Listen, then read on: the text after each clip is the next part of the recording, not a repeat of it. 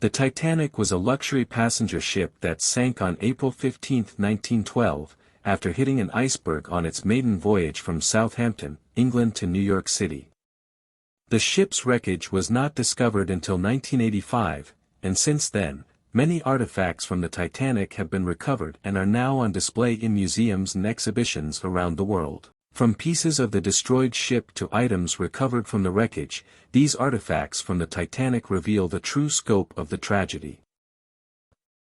Some of the most famous artifacts from the Titanic include the ship's bell, a grand piano, china and silverware from the first-class dining room, and personal items belonging to passengers and crew members.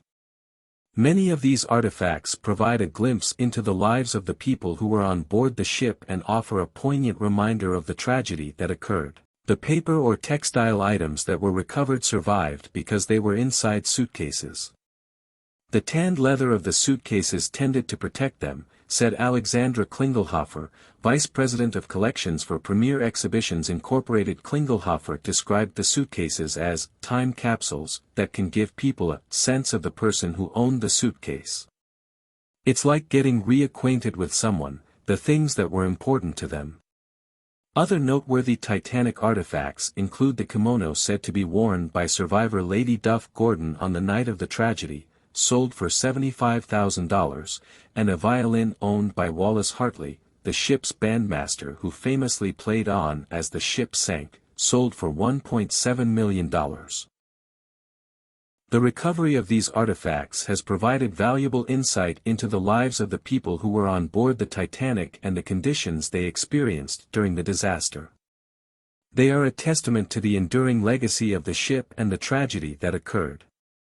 Many artifacts have been recovered from the wreckage, but countless items from the Titanic tragedy are still sitting at the bottom of the sea, slowly deteriorating from corrosion, oceanic eddies, and undercurrents. However, the RMS Titanic, Inc.'s announcement of its plans to conduct more explorations, including the intent to retrieve the ship's iconic radio equipment, sparked a backlash. The National Oceanic and Atmospheric Administration argued in court documents that the radio equipment may be surrounded by the mortal remains of more than 1,500 people, and therefore should be left alone.